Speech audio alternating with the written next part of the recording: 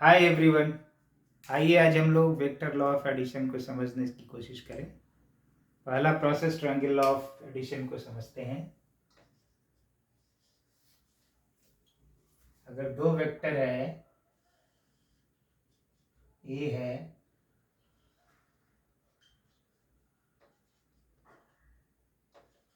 And ये B है, B is perpendicular to ए,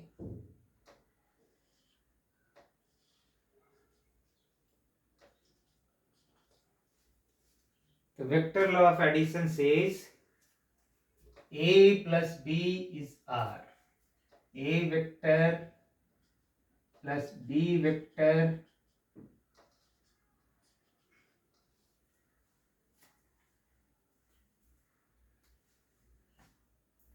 अब इसकी फिजिकल मीनिंग को समझने की कोशिश कीजिए। अगर मैं a का मैग्नीट्यूड मान लेता हूं 40 मीटर है,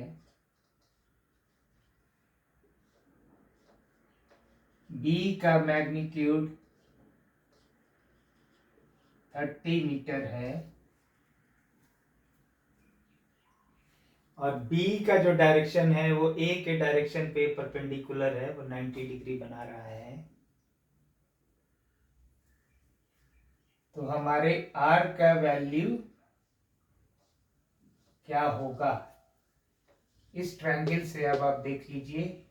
ए square plus B square will be R square, तो A square plus B square का अंडर रूट हो जाएगा।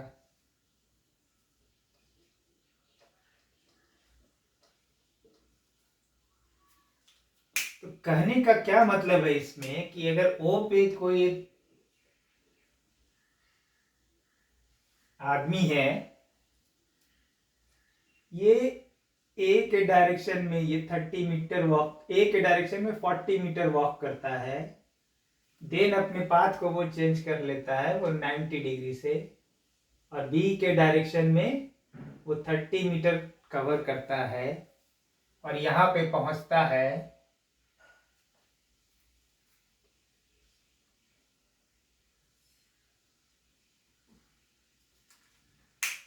तो overall result from this point two this point is the resultant. इसका रिजल्ट यही है कि अब कोई बंदे को अगर बोलेंगे कि अफेक्टिवली उसने यहां से यहां तक ट्रेवल किया, so this is what is the resultant. Okay, अब क्वेश्चन ये आता है कि अगर मैं 30 मीटर या 40 मीटर तो मैं इस बोर्ड पे दिखा नहीं सकता हूं, तो इसलिए इसको स्केलिंग की जाती है बोर्ड पे दिखाने के लिए। For study purpose you can scale it. अगर आप मान लीजिए कि आपका स्केल ऐसा है 1 सेंटीमीटर इज इक्वल 10 मीटर के इक्विवेलेंट है। 1 centimetre of line on board is 10 metre. तो ये लाइन आपको कितनी की खींचनी पड़ेगी? ये वाली लाइन 40 मीटर्स है, तो 4 सेंटीमीटर्स का आपको ये लाइन खींचनी पड़ेगी स्केल से। ये लाइन जो की है बी वाली वेक्टर की मैग्नीट्यूड लाइन, उसको आपको 3 सेंटीमीटर की लाइन खींचनी पड़ेगी। अब अगर आप स्केल से आप इसको मेजर कर लेंगे तो एग्जैक्टली वो आपको ये वाला लाइन जो आपको ये 5 सेंटीमीटर मिलेगा।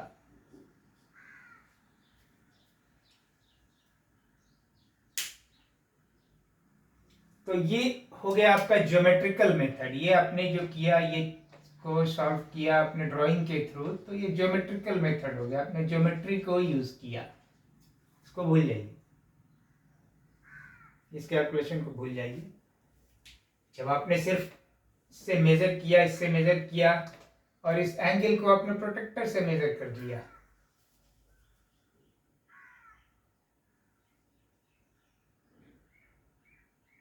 ठीक है।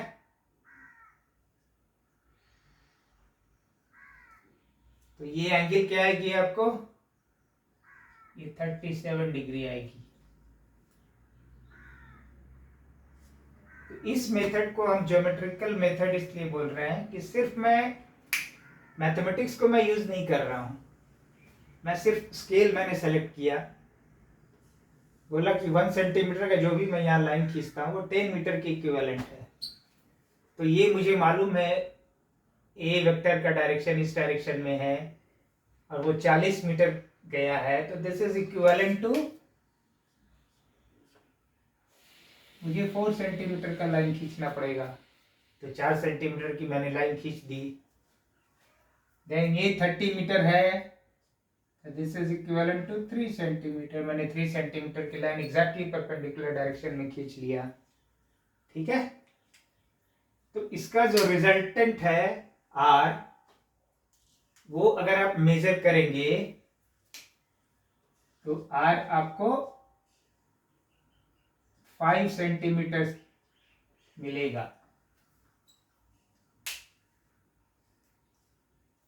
अब 5 सेंटीमीटर को अपने 10 से मल्टीप्लाई करके मीटर में कन्वर्ट कर लिया तो 50 मीटर आएगा। अब इसकी एंगल की जहां तक बात है, एंगल देखिएगा तो इसकी आप प्रोटेक्टर से मेजर करेंगे तो 37 डिग्री आएगा। तो जब आप इस टाइप से सॉल्व कर रहे हैं इसको बाय ज्योमेट्री, तो it is called geometrical method. ठीक है,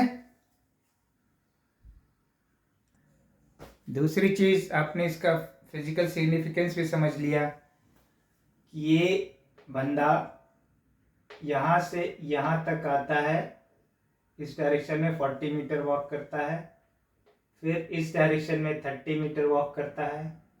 तो जो ये रिजल्टेंट वेक्टर का दे रहा है that is affective distance. Affective means and result क्या हुआ कि इस डायरेक्शन में इसने 50 मीटर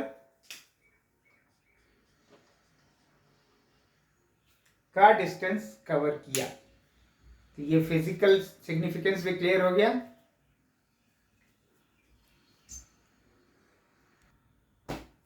सेम वे अगर कोई बंदा इस डायरेक्शन में O से A पॉइंट पे आया, इसका वेक्टर A है, और इस डायरेक्शन में अगर वो एंगल थीटा है, ये वेक्टर B है, A टू B गया, तो ओवरऑल उसने क्या डिस्टेंस कवर किया, जिसको हम लोग डिस्प्लेसमेंट भी बोलते हैं, चेंज ऑफ पोजीशन, क्या कवर किया, OB किया। तो OB is the result of this. इसको भी ज्योमेट्रिकली आप वही कर सकते हैं, ज्योमेट्रिक से स्केल पे लिया, स्केल बनाया अपना, कितना इक्विवेलेंट स्केल लेना है, देन आपने OA को ड्रॉ किया, OB को ड्रॉ किया, एंगल मालूम है आपको इतने एंगल पे गया, तो ये जो आपको मिली वो R का मैग्नीट्यूड मिल गया और ये उसकी डायरेक्शन मिल गई कि A के वेक्टर से ये अल्फा एंगल पे ओवरऑल इसकी शिफ्टिंग हुई from O to B। So this is geometrical method.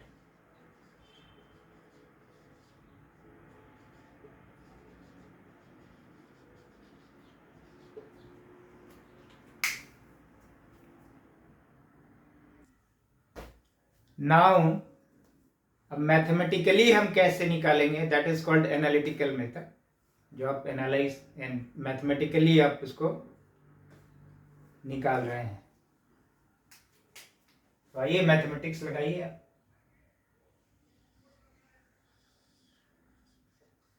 A vector, B vector,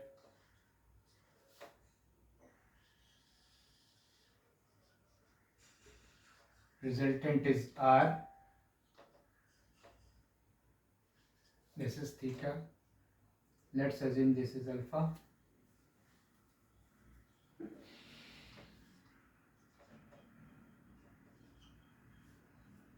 तो हमें वेक्टर लॉ ऑफ एडिशन से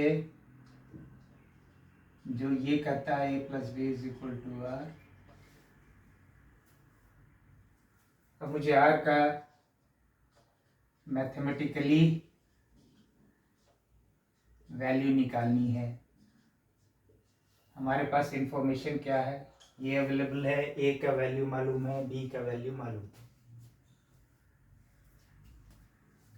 तो आप यहाँ से बी से आप इसको सिंपल कर लीजिए, इसको ड्रॉप कीजिए परपेंडिकुलर इस लाइन पे, ए का जो डायरेक्शन को जो एक्सटेंड किया आपने, इस पे परपेंडिकुलर आपने ड्रॉप किया। लेट अस से इट इज सी। तो आपको आर की वैल्यू निकालनी है। तो आप देखिए ट्रायंगल ओ बी सी में, देखिए आप ओ बी सी, ये किस टाइप की ट्रायंगल है, राइट एंगल ट्रायंगल है, सी पे 90 डिग्री बना रहा है। तो राइट एंगल ट्रायंगल में आपको पाइथागोरस थ्योरम से पता है, हाइपोटेन्यूज का स्क्वायर मीन्स आर के मैग्नीट्यूड का square will be equal to OC square plus BC square.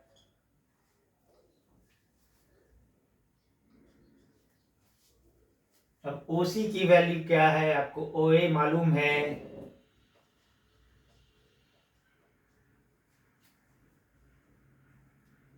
Plus AC मालूम करना है। एसी एसी आप कहाँ से निकालेंगे, एसी के लिए आप आ जाइए ट्रायंगल एबीसी। आप ट्रायंगल एबीसी को रेफर कीजिए, आपको एसी निकालना है। तो AC by this AB sine theta, theta आपको पता है, sorry cos theta, AC by AB, AC का वैल्यू आपको मिल गया AB cos theta. Similarly BC का आपको मिल जाएगा एबी साइन थीटा। अब एबी क्या है, आपका बी का मैग्नीट्यूड है,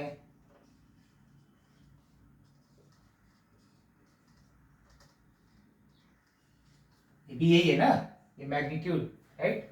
आप डाल दीजिए अब यहाँ पे ओसी की जगह पे ओए डाला आपने, ए ऑलरेडी डाल दिया, एसी डालना है, एसी यहाँ से आपको मिल गया।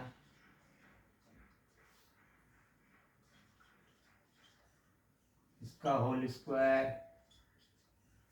प्लस बीसी क्या है, बीसी आपने यहाँ निकाला हुआ है, बी का मैग्नीट्यूड साइन थीटा, इसका होल स्क्वायर। ठीक है, और आसान करने के लिए अगर ए का मॉड, अगर आप ए लिखते हैं मतलब पॉजिटिव बना के ला रहे हैं इसको, बी का बी लिखते हैं, तो आप इसको आराम से ऐसा लिख सकते हैं, इसको इस वे में लिख सकते हैं, ए प्लस बी कॉस थीटा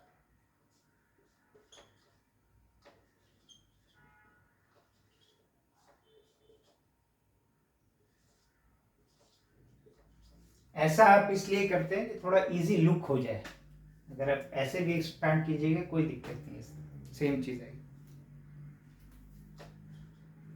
तो आप इसको कैलकुलेट करेंगे तो आएगी ये A square plus B square plus 2ab cos theta, ये आर का स्क्वायर है, तो आर क्या हो जाएगी, इसका स्क्वायर रूट। तो ये आपने मैथमेटिकली सॉल्व किया। सो इस मेथड को क्या बोलते हैं, एनालिटिकल मेथड।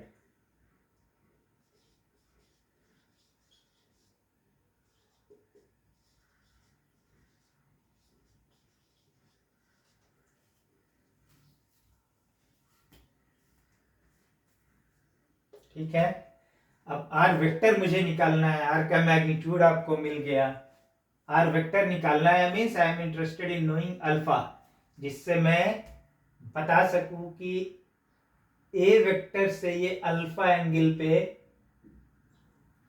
रिजल्टेंट वेक्टर का डायरेक्शन है। तो आप आइए अब इसको कीजिए, फिर आप इसी ओबीसी ट्रायंगल में जाइए, ओबीसी ट्रायंगल में फिर से देखिए,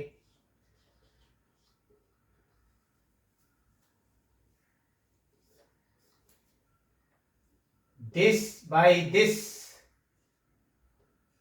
tan अल्फा अगर आपको लिखना होगा, अल्फा में आप इंटरेस्टेड है पता करने के लिए, तो आप लिखेंगे ना BC बाई OC। BC क्या है? B sine theta. OC क्या है? A plus B cos theta. तो यहां से आपको अल्फा का वैल्यू मिल गया।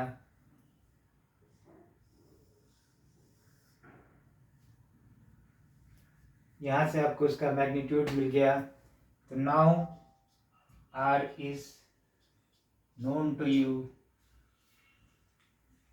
तो वेक्टर बाय ट्रायंगल मेथड इस वे में ऐड करता है और ऐसे रिजल्ट निकलता है। इसको आप मेमोराइज कर लीजिएगा, इस फॉर्मूला को और इस फॉर्मूला को भी। कभी भी कंफ्यूज हुए तो you can just draw simple diagram and can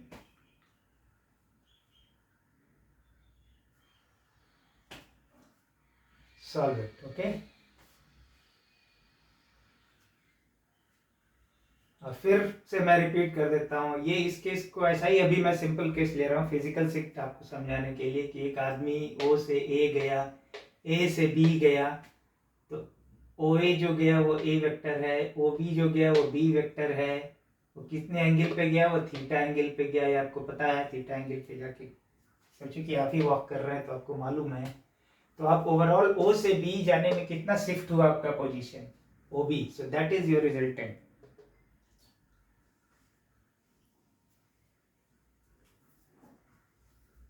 Hopefully it is clear. Thank you.